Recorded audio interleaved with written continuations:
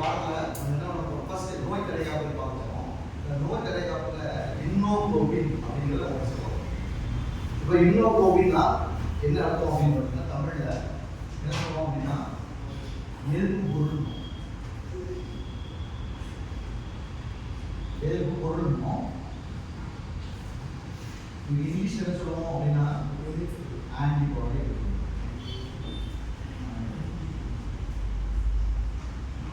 உடல்ல ஏதோ ஒரு கிருமி உள்ள போயிடுச்சுன்னா, ஏதாவது ஒரு கிருமி உள்ள போகுது, பாக்டீரியா, வைரஸ், தூசி, டஸ்ட் ஏதாவது உள்ள போனா என்ன ஆகும் அப்படின்னா அதுக்கு எதிராக நம்ம உடம்புல இருந்து ஆன்டிபாடிகள் உருவாகும். அதாவது எதிர்ப்பு பொருள் உருவாகும். அதை அழிப்பதற்காக.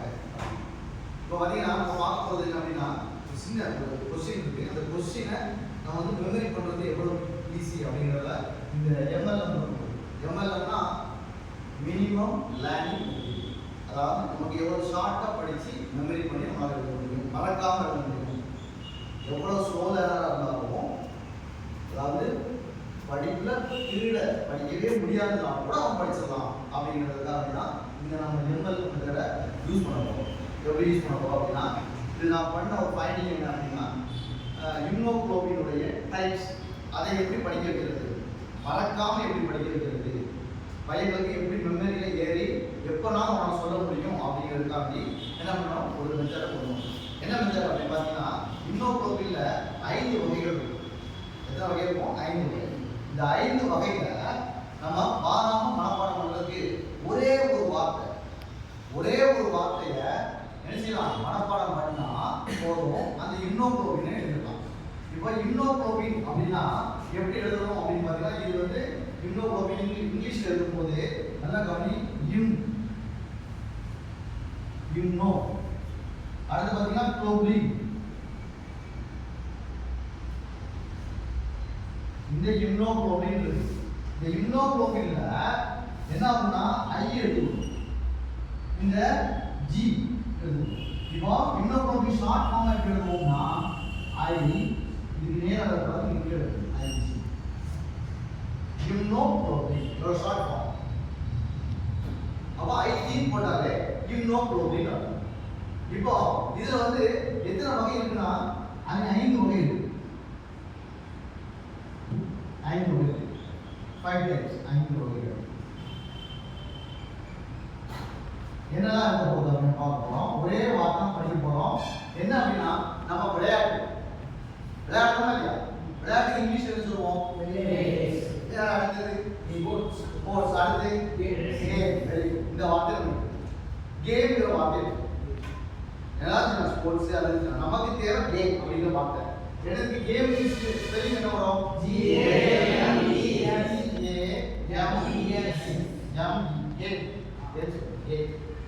இப்போ இதே கேபிட்டல் வரும். இப்போ நம்ம என்ன பண்ண போறோம்? ஏபிசிடி இருக்கு. கேம் ஏபி கேம் சி அப்படின்னு நம்ம இப்ப என்ன பண்ண போறோம்? கேம் டி பண்ண போறோம். என்ன பண்ண போறோம்? கேம் டி. அப்போ இந்த இடத்துல கேம் டி. ரைட்டா? இந்த வார்த்தையை மனப்பாடம் பண்ணிட்டா, கேம் டிங்கிற வார்த்தையை மனப்பாடம் பண்ணிட்டா நமக்கு என்ன இருக்கும்னா இம்யூனோகுளோபின் டைப் 5 படிச்சிருக்கோம். என்ன சார் சொல்றீங்க அப்படின்னா எப்படின்னு பாருங்க. இம்யூனோகுளோபினுக்கு ஷார்ட் ஃபார்ம் என்னது? ஐஜி. அப்ப இந்த இடத்துல ஐஜி போடுறோம். போடலாமா? வரிசையா 5 போடலாமா? போடலாம். ஐஜி போடுறோம்.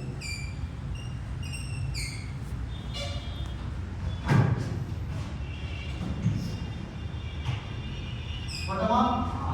இப்போ இந்த கேம்ல உள்ள ஒவ்வொரு எழுத்தை எடுத்து, ஒவ்வொரு லெட்டர்ஸ் எடுத்து இதுக்கு மேல எழுதணும். இப்போ ஃபர்ஸ்ட் எழுத்து லெட்டர் என்னது? ஜி.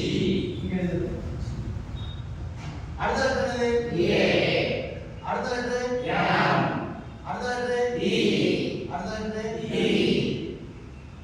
இப்போ இந்த 5 ஃபார்ம் வந்துச்சு. எப்படி வந்து பாருங்க. ஐஜி என்ன போடுறோம்? ஃபர்ஸ்ட்ல ஜி.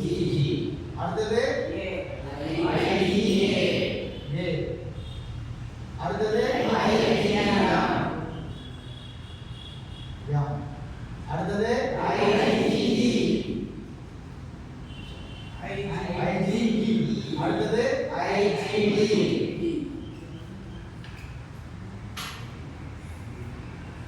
அப்போ 5 இம்னோகுளோபினுடைய வகைகள் வந்துச்சு. இதான் 5 எவ்வளவு சிம்பிளா வந்துச்சு. ரைட்டா? 5 இம்னோகுளோபினுடைய வகைகள். கேட்டாங்கன்னா இம்னோகுளோபின் வகைகள் யாவை? நான் சரி ஒரே ஒரு வார்த்தை கேம் டி வார்த்தை. இம்னோகுளோபின் என்னன்னு தெரியும்? இத போட்டா 5 தெரியும். இப்போ இந்த 5 வகைகள் இருக்கு. இந்த 5 வகைகள் இருக்கும். நாம எப்படி சொல்றது? ரைட்டா? அது வார்த்தை வரும்ல. ஜீனா என்னன்னு தெரியாது. தெரியல. அப்ப என்னன்னா அப்ப ஷார்ட் ஃபார்ம் பாருங்க. ஜீனா காமா. சீனா காமா. ஏனா ஆல்பா. எம்னா மியூ. ஈனா எப்சிலான். டெல்டா. நம்ம சொல்ல பாரு. ஜீனா gamma. Tamil gamma. Alpha. Alpha. Mu. Mu. Epsilon. Epsilon. Delta. அப்போ இம்னோகுளோபின் 5 வகைப்படுது. ஒரு சிம்பிளா நமக்கு அது என்ன கேட்டாலும் நமக்கு தெரியும். எதுல இப்படி எழுதலாம் மார்க் கிடைச்சிரும். உனக்கு இது எக்ஸ்பென்ஷன் தெரியாம பிரச்சனை கிடையாது. எதுனாலும் எழுதலாம். இம்னோகுளோபின் வகைகள் என்ன? இந்த 5 வகைகள் முடிஞ்சு. உனக்கு கேட்டாலும் உனக்கு சொல்ல தெரியும். ஜீனா என்ன சொல்ல தெரியும்? அப்படி சொல்ல தெரியும். அப்ப நீ உனக்கு வந்து இந்த கொஸ்டின் கேட்டாங்கன்னா ரொம்ப சிம்பிளா நம்ம மண்டையில ஏறிடும். ஈஸியாக எழுதலாம். இதுதான் நமக்கு எழுது இந்த எம்எல்எம் மெத்தட் படி உங்களுக்கு படிக்க முடியுது. இப்போ இது படிக்கிறது ரொம்ப ஈஸியா இருக்கா இல்லையா? இம்னோகுளோபின் அப்படின்னா படிக்கிறது ஈஸியா இருக்கு. இதே மாதிரி இம்னோகுளோபின் படம் எப்படி போடும்? சிம்பிளா ஒண்ணுமே தெரியாத கூட நம்ம எப்படி படம் போடணும், எப்படி ஃபார்முலா பிடிக்கணும் அப்படின்னு தெரிஞ்சுக்கிட்டா நம்ம இது எல்லாமே இதில் என்ன கொண்டு வரணும்? இந்த எம்எல்எம் மெத்தட்ல உங்களுக்கு அப்படி நோட்ஸ் அப்படி கொண்டு வரணும். இதை நீங்க என்ன செய்யணும்? நல்லா மெமரி பண்ண ஈஸியா இருக்கும், கஷ்டமா இருக்குமா? ஈஸியா இருக்கும். அப்ப இதை நம்ம ஃபாலோ பண்ணலாமா? ஓகே, ரொம்ப நன்றி. என்ன இதே மாதிரி படிச்சுங்க. இந்த கொஸ்டினை பாராம